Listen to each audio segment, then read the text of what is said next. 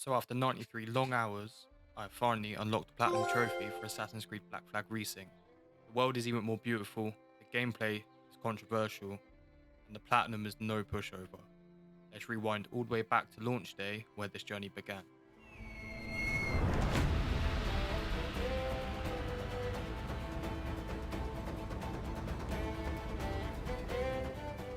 I'll be skimming over all the story related trophies just in case this is your first trip to the world of Black Flag. I'm all for bringing new fans into this franchise, and this is a story that's definitely worth experiencing for yourself. The first few hours were amazing gameplay wise. The trophies were pretty quiet until I popped Lively Havana for completing Sequence 2 Memory 1. Then they just kept flowing in. I unlocked Yoho for learning the sea shanty, Backs to the Wall for killing the enemy using a wall takedown, Caught 'em all, catching at least 5 enemies in a single smoke bomb, and then by complete accident, Unsinkable for surviving a rogue wave. I didn't look at the trophy list until way later into the game, so I had no idea this was a trophy. And then I completed Sequence 2 Memory 6 for the trophy Epoxy Bird. I crafted an item for the Smooth Operator trophy, and owned for completing every activity in a single location, closing the trophies for Sequence 2. Moving on to the next sequence, I equipped new cosmetics in each of the Jackdaw slots. Thanks to the Deluxe Edition, pay to win I guess. I ensured the survival of all pirates in a street fight, unlocked the secondary firing mode on the Jackdaw, and then I completed the start of Sequence 4. I really started to deviate from the story and began exploring the gorgeous Caribbean. I started by completing a Templar hunt sequence before branching off to unlock Return the Favour for ramming a brig, and then spent 50,000 reals for the trophy Business and Pleasure. Totally unrelated to trophies, but how cool are these Animus Rift missions? I stumbled on one completely by accident and wanted more, just couldn't find the next one. The pure puzzle aspect of it was a nice breath of fresh air from the combat heavy story. I loved everything about these, and I have no hate towards them whatsoever. I wish they'd done them more. Anyway, back to actually earning trophies. I consumed 20 food items, performed 3 perfect braces, which I thought was a great new addition to the game. It made the naval combat feel new. In a way, I didn't really feel much improvement from the OG. The beginning of the end game was approaching faster than I hoped when I popped the trophy for completing the opening mission of Sequence 8. During that jungle section on the island, I encountered a really annoying rope dart fail that almost got me spotted, which would have crushed me considering in the original it desyncs you when being seen. I hit 1,000 meters total while swimming underwater for a totally non-Easter egg named trophy, Ed the Diver. The end was upon us as I finished Sequence 12 Memory 5, earning Ever the Splinter for beating the main story. If I had one of those Men in Black memory wipers, I'd erase Black Flag from my memory just so I can experience this story for the first time all over again. It is phenomenal. With the story wrapped up, the real platinum grind really began. Surprisingly, it wasn't anywhere near as painful as I expected. I've always loved being able to use the rope dart from above, simulating the demise of a certain evil island owner, which I had to do 10 times for the hangman. Then I explored a little more, unlocked a smuggler's chest, which was more hidden than I thought, hence why I didn't find one until late game. I was expecting the grind to overstay as well, but surprisingly it never really did, until the final trophy. Stay tuned for that.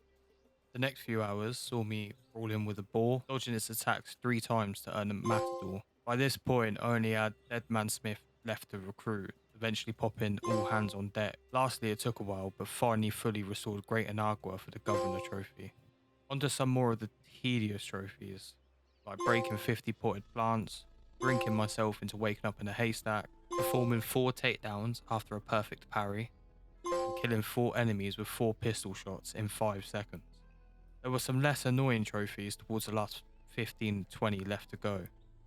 Next, I earned Strike the Colours for boarding the lead convoy ship, which was so easy I should have done it sooner. I added one of each ship in my fleet for the Collective Madness trophy, and Silence Fall for killing a guard while he was trying to ring a bell, which was a bit misleading because you literally have to one-tap them with a shot.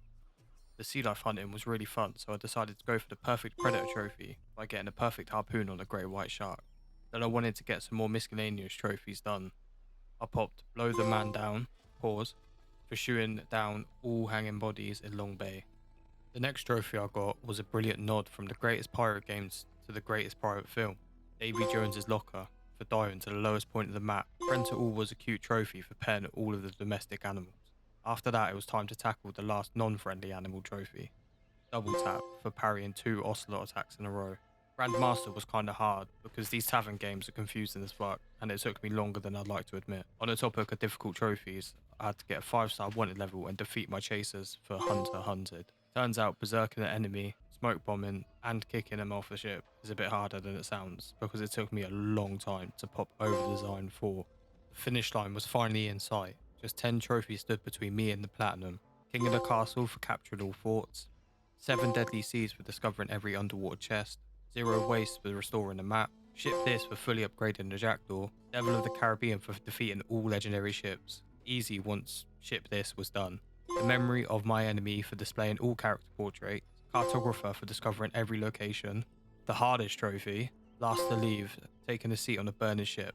5% random spawn chance, by the way. Before we finally reach the Platinum Trophy, we need to talk about my mistake for the final trophy. So the Dilettante, I butchered that. You need to fill all art collection and equipment slots in Great Anagua. I thought the hard part was over. Turns out I just made one massive mistake. I still needed 15 art pieces for the trophy, and I failed to do my research that there were random rewards from the Kenway fleet missions, which I had done next to none of. This one mistake is what bumped my playtime from 63 to 93 hours. I was literally leaving the fleet missions running while I was sleeping, working, doing whatever. 5 days later, the final art piece arrived. I placed it in Great Anagua, the last trophy popped, and there was the platinum. 93 hours later, it was finally mine. Now the real question, was it worth it? Of course it was. Why wouldn't you want to 100% complete arguably the best Assassin's Creed game? I made this grind 10 times harder than it had to be just out of pure ignorance. You could easily do this platinum in around 50 hours, so don't give this the Valhalla treatment when looking at the trophy guide.